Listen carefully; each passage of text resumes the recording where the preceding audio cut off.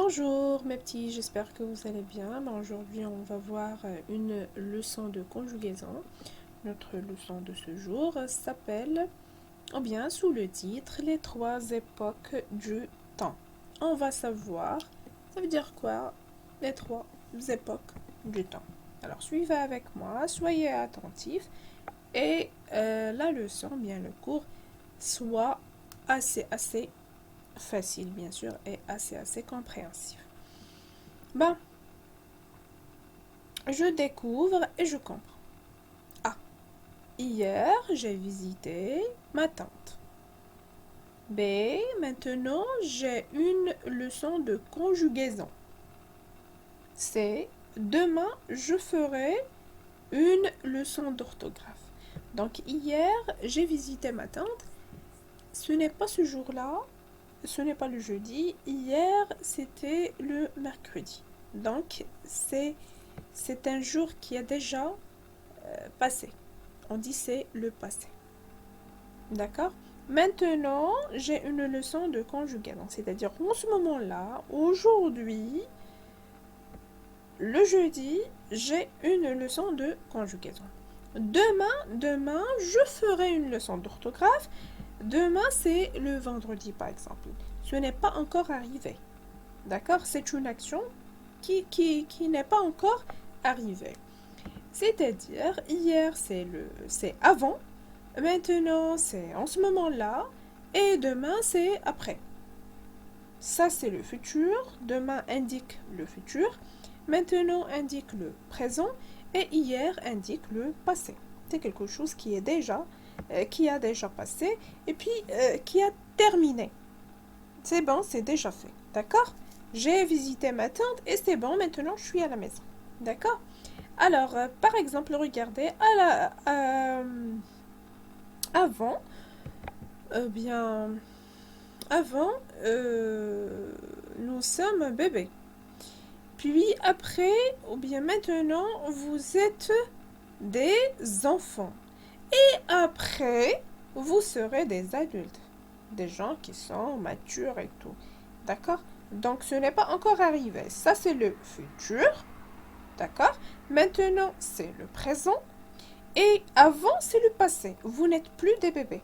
Vous êtes maintenant des enfants. Donc, c'est en ce moment-là. D'accord? Le bébé, c'est avant, c'est le passé. Maintenant, vous êtes des enfants. Donc, c'est le présent, c'est en ce moment-là. Et puis, après, vous serez des adultes, alors que vous n'êtes pas encore des adultes. Ça sera après, c'est le futur. Alors, qu'est-ce qu'on déduit? Qu'est-ce qu'on doit apprendre?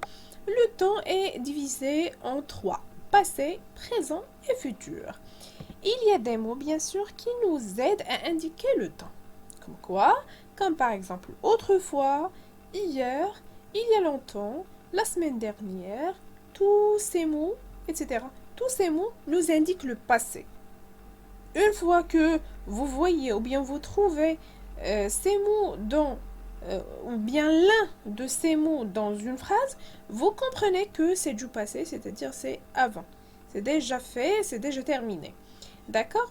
Le présent, les mots qui indiquent le présent, c'est comme maintenant, aujourd'hui, en ce moment-là, ce jour, etc. Donc c'est le présent, c'est en ce moment-là. C'est-à-dire que l'action se déroule en ce moment-là. Par exemple, les mots qui indiquent le futur sont dans un an, par exemple, ou bien dans 10 ans, ou bien dans 15 jours, etc. La semaine prochaine, demain, après-demain, ce sont des mots qui indiquent le futur. Ce sont des indicateurs du futur. Alors maintenant, on passe, s'il vous plaît, à l'entraînement ou bien à l'exercice d'application.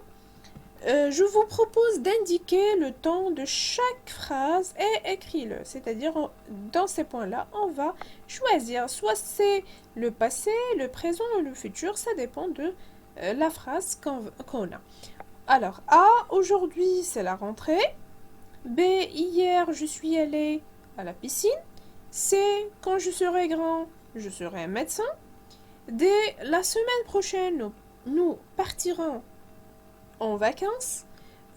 Mardi dernier, nous étions à la bibliothèque. Alors, dans ces points-là, vous allez choisir quel temps et vous écrivez le. Alors, pour le deuxième exercice, je vous demande d'entourer les indicateurs du temps dans les phrases suivantes. Alors, A, on a l'an dernier, j'étais en CP. B, vous devez écrire maintenant. C, après-demain, je voyagerai à l'arrache. D, la semaine dernière, les amis ont fait une fête. E, s'ils n'étaient pas avec nous l'année dernière. Je vous souhaite un très bon courage et bonne journée. Merci mes petits.